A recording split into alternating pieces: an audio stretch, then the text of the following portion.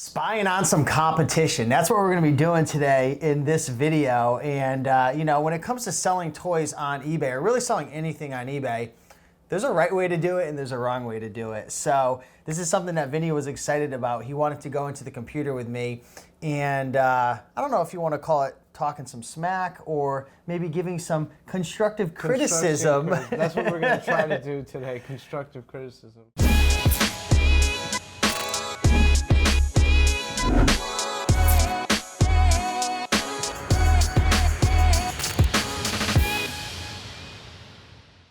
Yeah, so if you're selling on eBay, this video is going to be helpful to you because we're going to talk about the right and wrong way to take pictures, create listings, descriptions, all the ins and outs. So we're going to take you into the actual, into our actual computer and give some feedback. You know what? Not only just for eBay, Facebook Marketplace, Etsy, Mercari, like a lot of these same platforms need to be presented the right way when you're selling stuff. Right. A lot of the stuff we're going to teach today can apply to other things as well.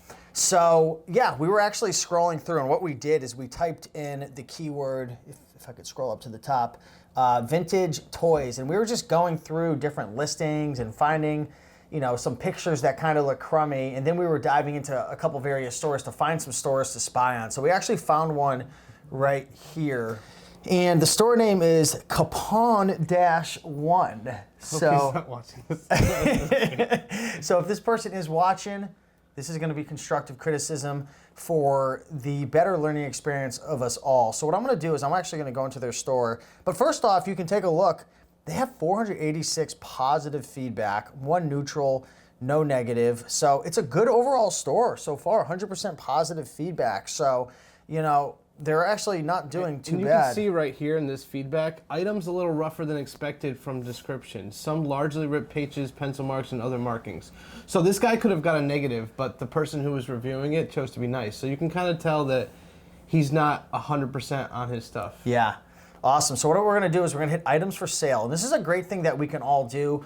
I actually just made a video about this before, training a virtual assistant to do different product research for you, market research, spying the competitors, and you can gain a lot of information to improve. So we're inside their store right now, and you really just tell me what you want me to do, and I'll control the computer here. Well, I'll tell you what I see. The first thing, vintage miniature toy gun lot, set of 5. So you don't need to put lot and set in the same thing. A set describes something that was all sold all together, and now you have all the pieces. That is not a set, so I don't like that word. It may look funny, whatever. Now we don't have a brand, maybe there wasn't. We don't have a description, maybe you can say metal or plastic or miniature 3-inch, 2-inch, you can take a measurement. The pictures are dark and shadows. You got dark and shadows. Like, it's gonna be hard to identify what these are. These are really small. I like the tape measure. That's a positive. Good, that's the nice. tape measure is a positive thing.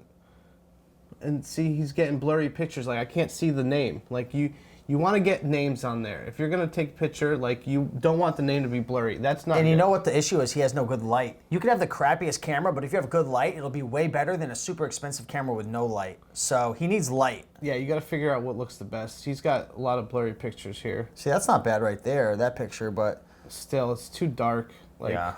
It just looks like I'm buying this from a haunted house and not like, a reputable seller, And taking a look, I like that they have the 30-day returns. Yeah. That's going to help you in the algorithm. Obviously, the 100% positive feedback is working in his favor. What are your thoughts with the buy it now instead of having, there is a best offer there? Yep. So he's got most of that stuff good.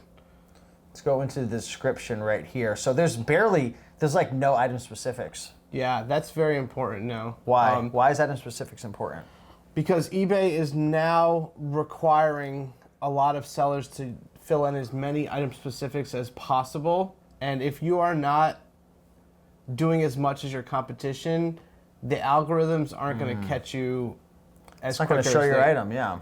Yeah, so eBay wants it more streamlined and easier for their buyer. So what they're doing is making the more specifics, the better, so people can find the items that they want. Yeah. So if you don't fill out your specifics, then you may not be able to get somebody to find it. And another point is, sometimes when you do lots that are one-off lots that are your own creation, a lot of the item specifics are going to be very hard to fill out because, like, if I did a lot of toy guns and one's a different brand, they're all 4 different brands. Like, when they ask me for a brand, I can't say brand. So what I do is I put unbranded, and then you kind of like you can put NAs and does not apply to other areas to like at least fill in those item specifics. Because once eBay's computer knows they're filled in, they're not going to discriminate from you. They're not going to send you a message saying add item specifics. Interesting. And what are your thoughts on this description right here? Is it okay to have short and sweet descriptions? I don't like the quotations on used and new now that eBay has included.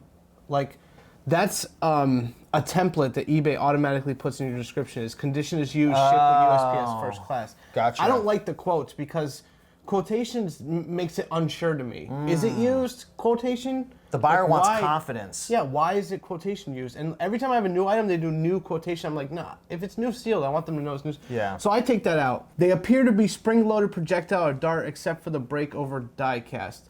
Not sure what that means. He's not really describing condition, which is not good. You know, does it have marks, scuffs, scratches? Is it dented?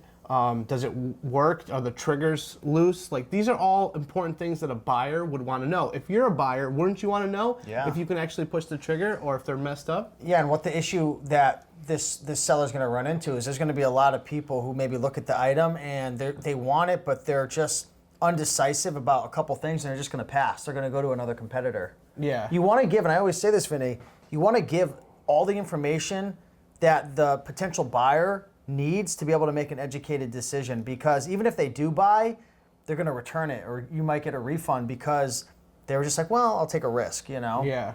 So that's an example right there. Let's check out another one of his listings. Let's see what else he's got. So that's just one example.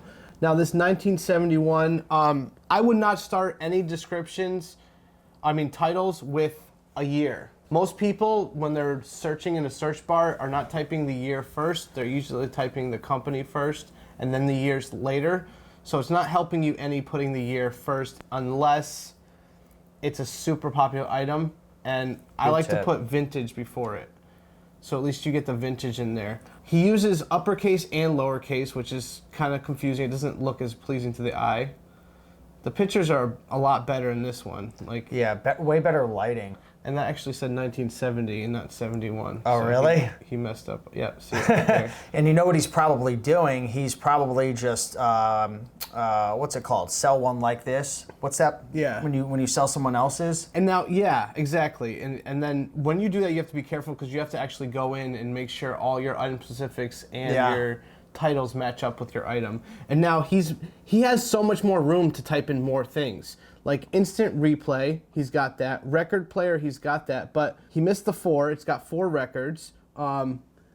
Play-by-play sports action he could throw in there. He could throw in Mattel, NBA, MLB. Like, you can fill in as much of those 80, fill up all those 80 characters you can get, because the best way to explain it is it's all by algorithms. When you type in a search in a search bar, like, the computer is matching up what you're typing to what they're trying to match it. So if you put 1971 and someone's looking for 1970, guess what? The computer's not going to match your 1971 with 1970. So it's very important to put the right keywords in your title. And you're increasing the odds of getting a refund by like 80% by giving them the wrong information. Exactly. So you got to definitely be careful with that. A very short description as well, no item specifics on here. So this is a common theme with this seller. They're probably having a hard time moving some of their stuff. And one of the things you can actually do is you can actually go in, you go under items for sale, and then you can go to sold listings, and you can see if they're having a decent sell-through rate or not. And you can actually spy and see what they're selling. Yeah, he's kind of a little bit of more of a lazy seller. You can tell he copies other people's listings and doesn't change them at all. Oh, everyone close their eyes. I got to go quick through those. Yeah, some of these things are not selling for much either. Like, this would probably be better on Amazon. And guys, I would stay away from secondary, what do you call it? What's the secondary buttons on here? You know, your exclamation points, your ads, your LOLs, your dollar signs, your and. Well, the and button's the only one that I would use. Such stay a away from horrible the title. stars. Look at this title. Ideal Action Boy. But you still got the sale because Hey, did we just talk about this in a video? Or was it something else? We did ideal something. Yeah, it was the doll. Oh, yeah. We just did a video on this. So hopefully you found some value in this video. What are some other things that people should look out for? So I'm gonna go from top to bottom real quick. Yeah, bang and it just out. and just make a little conclusion. So Yeah. your titles want to be descriptive and get as many keywords as possible. Vintage, Mattel, 1987, action figure, soldier, like add as much as you can in your titles. And then second, you want to go down to your item specifics and you want to fill in as much information as you can. If the item specific doesn't apply to your specific item, put NA or does not apply. So at least you're filling in the area, and you can kind of, I don't want to say trick the algorithms, but the algorithms are not going to say this person hasn't filled out any item specifics, you know? And then you want to make sure your price is priced along with everybody else's as well. And the description is very important. I think a lot of the times I will buy or not buy because of the description. Now you can see this one Look here. at item specifics. Perfect. Look at that. Look at all the item specifics, the description. That's a good sale. So in your description, you want to mention condition. Condition is important. Your buyer should know what the condition of the item is. If it's scratched, if it's scuffed, if it's marked, if it's paint chipped, if it doesn't work, you know, and that's pretty much it. And I would always accept returns. Yeah, that'll definitely help you in the algorithm. We live in a world now where people want their items shipped quickly and they want to be able to return it 10 years later if they want. Yeah.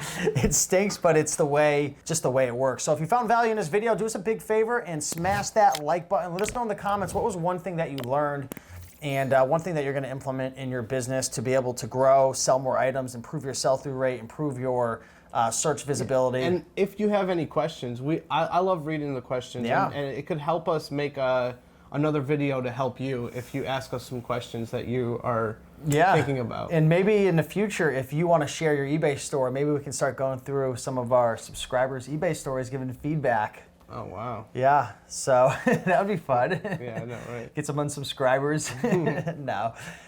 If you guys want to learn more about selling toys, check the links down below in the description. We have 4 guides that we've created over the last 2 years or so, and they're all updated. They're all full in depth. A lot of them are 100, 200 plus pages, breaking down the best toys to sell on eBay in full detail. So I'll throw some 25% off coupon codes down below in the link in the description. And with that being said, hopefully you found value in this video, and we'll see you in the next one. Peace.